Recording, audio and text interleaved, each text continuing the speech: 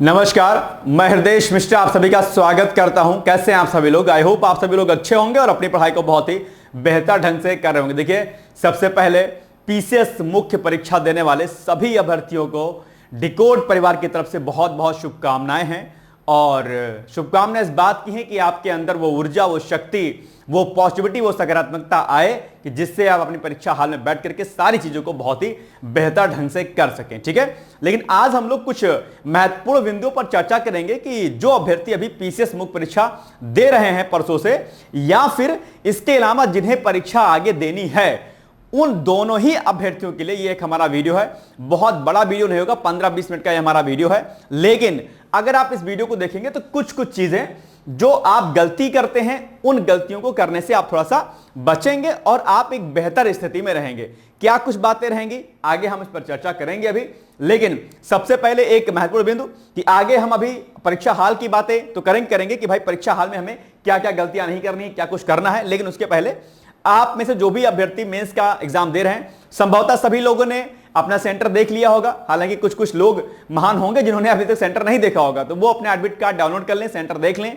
Admit card कई बार क्या होता है कि आप जो है डाउनलोड नहीं, मतलब प्रिंट आउट नहीं निकालते हैं, आप जाते हैं और वहां पर जब सेंटर पहुंच जाते हैं तो वहां पर आप साइबर कैफे ढूंढते हैं कहां पर है कहां पर, फिर वहां निकालते हैं। यह सब गलती बिल्कुल भी नहीं करनी है। प्री का एग्जाम आपका नहीं है, यह मुख्य परीक्षा का एग्जाम है। मुख्य रूप से आपको हर एक चीजें बेहतर ढंग से करनी है। तो संभवतः आज तक सभी लोग अपने अपने सिटी में पहुंच जाएंगे जहां जहां पर उनका सेंटर गया होगा।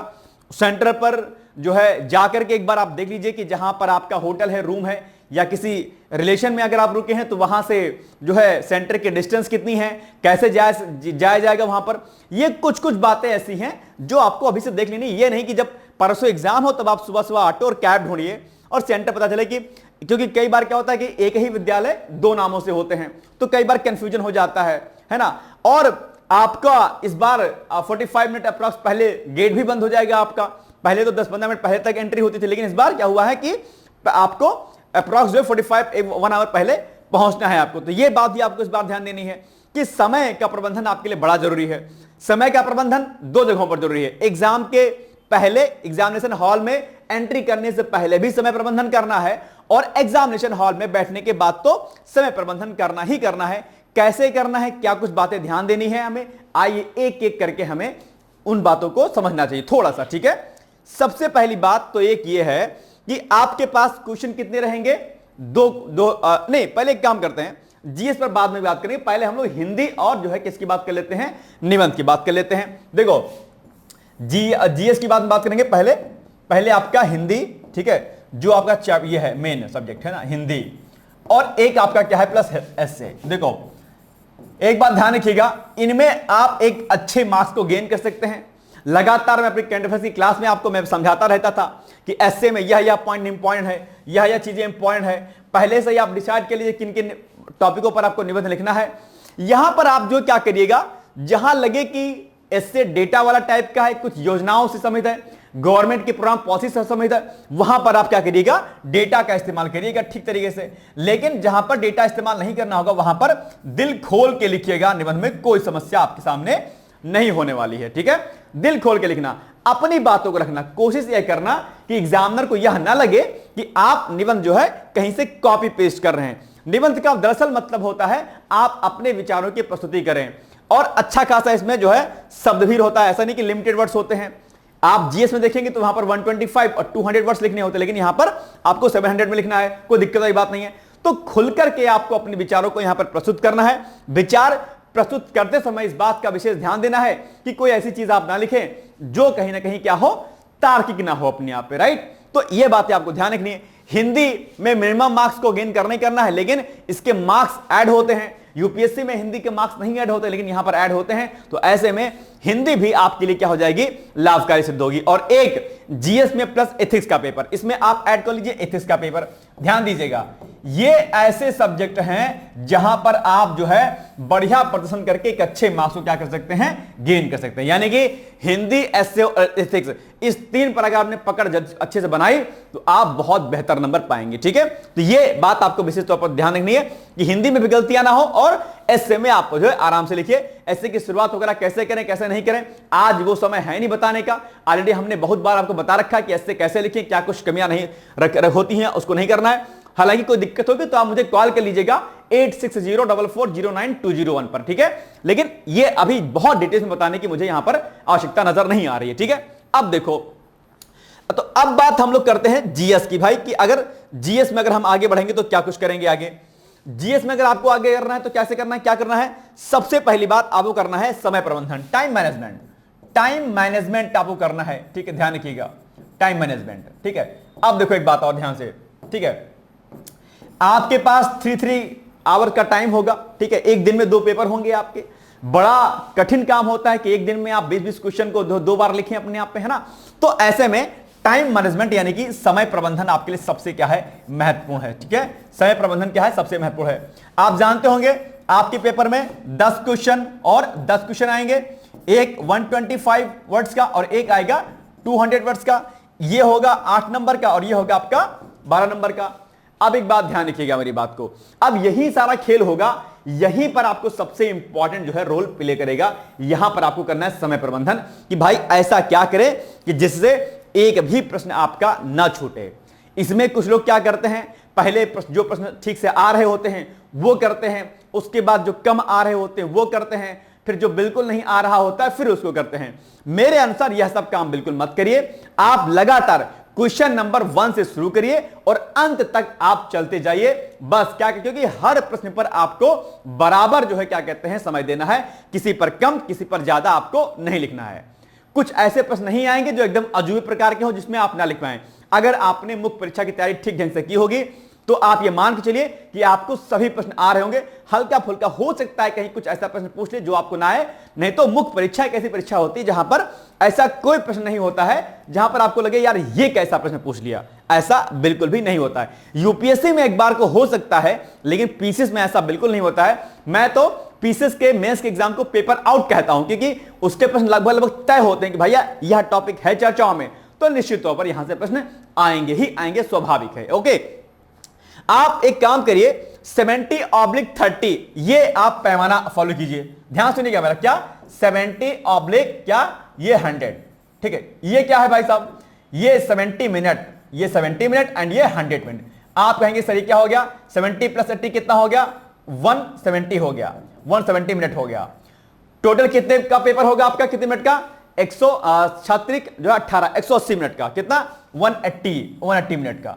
अब ये क्या खेल है, इसको थोड़ा सा समझने का प्रयास कीजिएगा, जो मैं आपसे समझाना चाहता हूं आपको, ठीक है। मैंने क्या बोला, 70/100, ठीक। ये क्या हो गया, ये हो गया 170 मिनट हो गया, ठीक है। टोटल पेपर कितने घंटे का होगा आपका, 3 घंटे का होगा, मतलब छात्र इकट्ठा रहने की टोटल हो गया 180 मिनट आपके पास रहेंगे, ठीक। अब ये क्या है, इसको समझो, ये आएगा, ये क्या होगा, इसको, ये शॉर्ट आंसर आपके और ये आपका लॉन्ग वाला। जो आपके शॉर्ट वाले यानी कि जो 125 शब्द वाले होते हैं, एक क्वेश्चन को आप लगभग 7 मिनट का समय दीजिएगा। कितने मिनट का, 7 मिनट का। तो 7 × 10 ये कितना हो गया, ये हो गया 10 × 70 मिनट, ये हो गया। और जो आपके लॉन्ग वाले होंगे उसमें आप दीजिएगा एक क्वेश्चन को कितना मिनट, 10 मिनट। तो 10 और कितने क्वेश्चन, 10, तो 10 मिनट गुणे 10 कितना हो गया, 100 हो गया। ये टोटल कितना हो गया, टोटल आपका हो गया ये 170 मिनट, और आपके पास बच गया 10 मिनट क्या शेष। ये 10 मिनट शेष जो बच रहा है ये आपका वही होगा जिसमें आपकी साइन होगी, रोल नंबर वगैरह फिल करेंगे, जो भी कुछ इंफॉर्मेशन फिल करनी होती है आपकी वो होगा, पन्ने पलटेंगे, कुछ सोचेंगे दिमाग में। 10 मिनट आपका ये हो गया और 7 मिनट आपका क्या हो गया, ये हो गया। इस रेशियो पर आप चलिएगा, यानी कि 125 शब्दों वालों पर एक 10 स्टार्टिंग के 10 क्वेश्चन आप जो क्या करिएगा, जो है 7 मिनट दीजिएगा और इस पर दीजिएगा 10 मिनट। ध्यान दीजिएगा, ऐसा ना हो कि किसी पर आपने 4-5 मिनट दे दिया और बाद में दे दिया, यह गलती मत करिएगा। हां, पहले क्वेश्चन पर आप चाहें तो 9 मिनट कर सकते हैं, क्योंकि यहां पर थोड़ा सा ज्यादा होगा। तो अगर यहां पर आप 9 मिनट कर लेंगे तो यहां पर 2 मिनट घट जाएगा, ये आपका 8 मिनट शेष बच जाएगा आपका यहां पर। बस मेरी बात समझ आ गई। तो ये आप फॉर्मूला चाहे तो अपना सकते हैं, या फिर आपको जो उचित लगे आपको वो काम करना है, ठीक है। तो ये बातें ध्यान रखना है। अच्छा, एक चीज एडमिट कार्ड को लेकर आ रही है, वो अटेस्टेड कॉपी करने वाली, गजेटेड पोस्ट वाली, देखो उसमें आप सेल्फ अटेस्टेड भी कर लेंगे तो कोई दिक्कत वाली बात नहीं है। ओके, टेंशन नहीं लेना।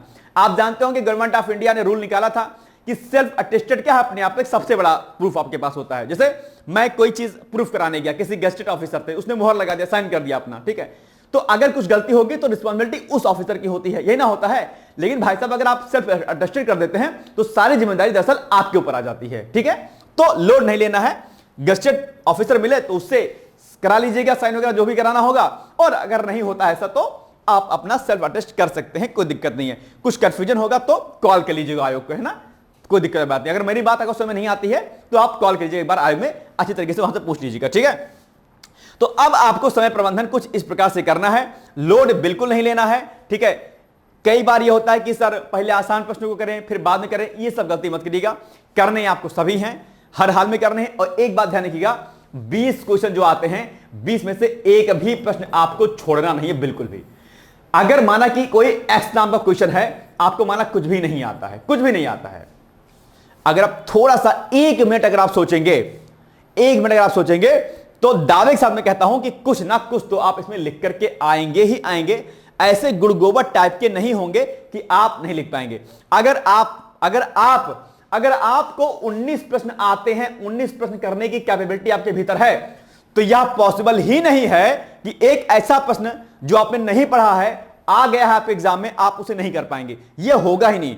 अगर आपके अंदर 19 प्रश्न करने की क्षमता है तो एक प्रश्न जो नहीं आता है आप उसको भी कर ले जाएंगे, यह गारंटी अपने मन में रखिएगा। और एक बात और अच्छे से, कोई डेटा है, ठीक है, माना कि कोई डेटा है, ठीक है, उसका एग्जैक्ट डेटा है 1.25 समथिंग करके कुछ ऐसा परसेंटेज है, माना कि आपको नहीं याद आ रहा है, आप जो है लगभग करके लिख सकते हैं, ठीक है। जरूरी नहीं है कि एग्जैक्ट डेटा ही लिखें, कोशिश हमेशा करनी चाहिए कि लगभग करके लिखें। लगभग में क्या होता है, आप जो है बच जाते हैं चीजों से, ठीक है। तो ये पॉइंट आपको यहां पर ध्यान देनी है, लगभग लिख करके डेटा को आप छोड़ दीजिएगा, कोई दिक्कत वाली बात आपके सामने नहीं रहेगी, ठीक है। ये बात विशेष तौर पर आपको क्या करनी है, ध्यान देनी है।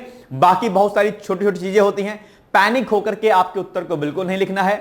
अगर मुद्दा सेंसिटिव है, जैसे वक्फ बोर्ड पर अगर क्वेश्चन आ गया, आरक्षण पर क्वेश्चन आ गया, ठीक है, इसके अलावा जो है आपका एक राष्ट्र एक चुनाव यानी कि वन नेशन वन इलेक्शन पर क्वेश्चन आ गया, कुछ जो सेंसिटिव मुद्दे होते हैं उन सेंसिटिव मुद्दों पर बड़ी सावधानी पूर्वक अपनी बातों को रखना है। यह ना लगे कि आपकी थॉट थोड़ा सा एग्रेसिव वाली है, एग्रेसिवनेस आपके भीतर जो है नहीं नजर आनी चाहिए उस उत्तर में, यह बात भी आपको विशेष तौर पर ध्यान देनी है। और एक सबसे महत्वपूर्ण बात कि जब भी आप कोई चीज लिखें, ध्यान रखिएगा, क्या जब भी आप कोई चीज लिखें, माना आपने कोई बात लिखी कि भाई जो है क्या कहते हैं, कोई बात आप लिखिए कि इसमें जो है माना कि हथियार के मामले में जो है आयातक मामले में ये पर्टिकुलर देश है, तो अगर आप कोई बात लिखते हैं, कोई बात आपने लिखी अपनी, कोशिश करिएगा जो बात आप लिख रहे हैं, डेटा जो आप दे रहे हैं, उसका रेफरेंस क्या है, उसका रेफरेंस क्या है, यह बात आप जरूर लिखिएगा। यानी कि दिए गए डेटा का जो है रेफरेंस क्या है, यानी उस रिपोर्ट, उस बात को आपने कहां से पढ़ा, कोई रिपोर्ट है,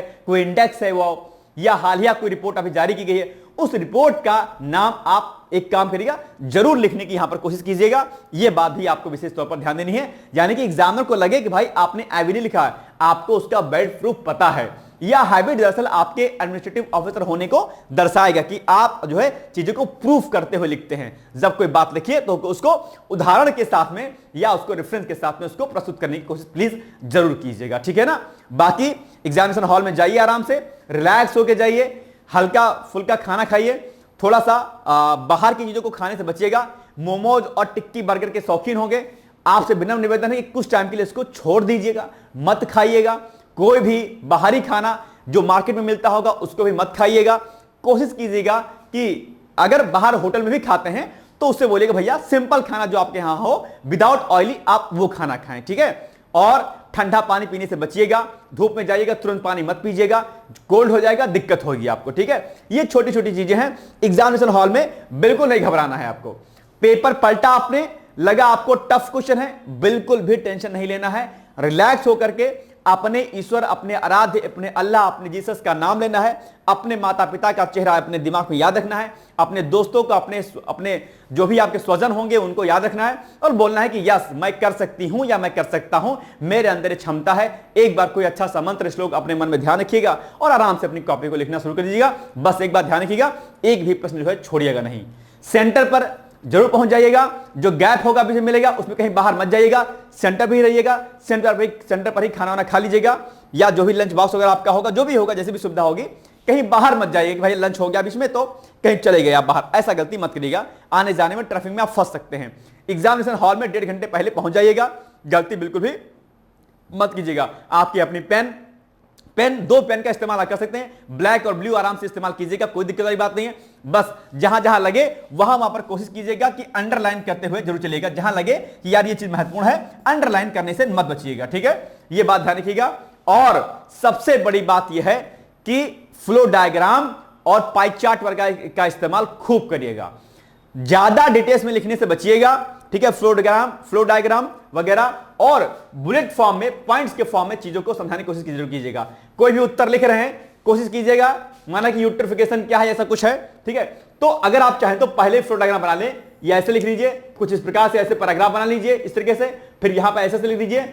आप इसको ऐसे कुछ अपने उत्तर में अगर ऐसे ही आप बना के चले आए, ठीक है, एग्जामिनर जैसे इस इमेज को आपको देखेगा तुरंत समझ जाएगा कि आपने अंदर क्या लिखा है, उसका दिल गार्डन हो जाएगा, आपको दिल भर के नंबर दे देगा।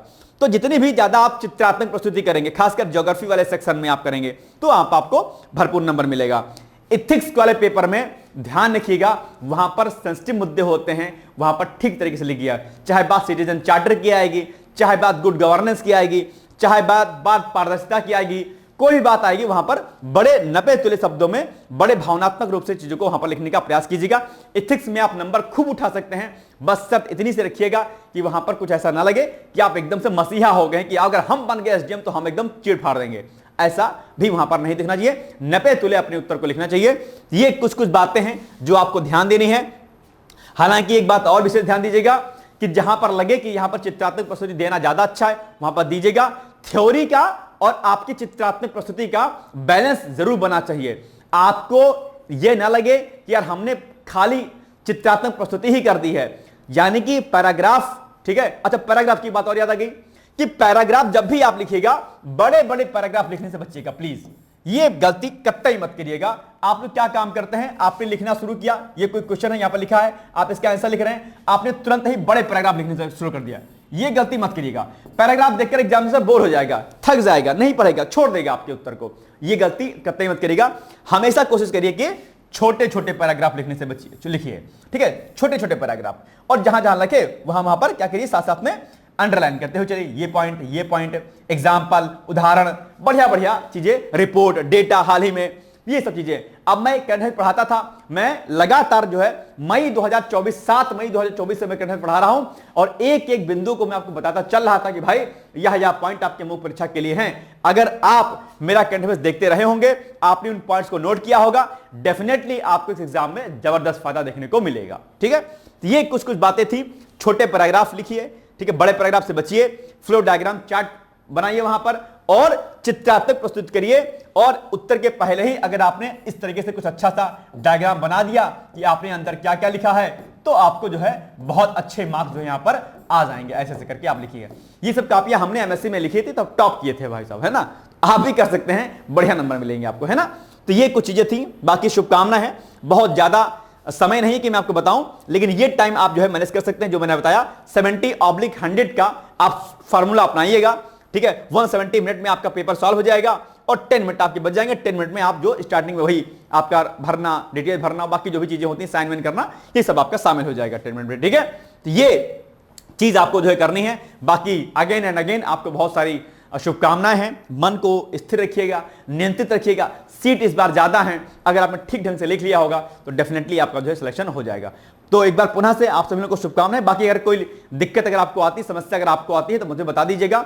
इसके लिए आप जो है डायरेक्टली आप मुझे कॉल भी कर सकते हैं, कोई समस्या नहीं है। अगर आपको लगता है कुछ बात करनी है तो आप सीधे 8604409201 इस पर आप मुझसे क्या करिएगा, संपर्क कर लीजिएगा। 8604409201 पर इस पर आप मुझसे बात कर सकते हैं। अपनी जो भी आपके मन में कुछ वहम होगा, कुछ भी अगर ऐसी बात होगी, तो आप डेफिनेटली आप यहां से मुझसे बात कर सकते हैं। कोई समस्या आपको यहां पर नजर नहीं आएगी, राइट। तो ठीक है, फिर चलते हैं फिर हम लोग, और जो है आप लोग पहुंचिए सेंटर पर, है ना। और जो लोग दिल्ली वल्ली वाले हैं, वो लोग ट्रेन वगैरह, बस वगैरह निश्चित तौर पर उनकी होगी। कल सुबह तक आप लोग कोशिश कीजिए कि कल सुबह तक, दोपहर तक आप लोग अपने स्थान पर पहुंच जाइए, जहां आपका सेंटर हो, जहां पर आप रूम वगैरह लेंगे, होटल लेंगे, वो सब व्यवस्थाएं आज ही आप जो है करके कल तक आप एनी हाउ पहुंच जाए, ताकि परसों जो है फ्रेश उसमें रहिए। अच्छा, घोष पोस्ट में मत रहिए, किसी के यहाँ बुआ फूफा नाई ताऊ ताई सब लोग हैं, उसमें घुस के चले गए आप भी कि हाँ हाँ पैसा बच जाएगा। कुछ दिन के 4-5 दिन की बात है, अगर कहीं कोई ऐसा रिलेशन है जहां पर भीड़ ज्यादा है वहां पर मत जाइएगा, चुपचाप से 1000-1200 में होटल लीजिएगा, रहिएगा आराम से, खाना पीना खाइएगा और एग्जाम से दीजिएगा, ठीक है। गर्मी में रह करके सफर बहुत गर्मी में करके ऐसा मत करिएगा, ताकि माइंड आपका रिलैक्स रहे, टेंशन बिल्कुल भी आपको ना हो, ठीक है। तो ये शुभकामनाएं हो गई। बाकी निबंध वाले में आप स्टार्टिंग में निबंध में अच्छे कोटेशन से कीजिएगा, जितने ज्यादा कोटेशन का आप इस्तेमाल करेंगे, गांधी, नेहरू, सुभाष, ठीक है, कार्ल मार्क्स, ठीक है, और बहुत सारे ऐसे लोग हैं, दयानंद, विवेकानंद, इनकी कोटेशन वगैरह को आप खूब भरपूर लिखिएगा, निश्चित तौर पर आपको नंबर अच्छे मिलेंगे, ठीक है।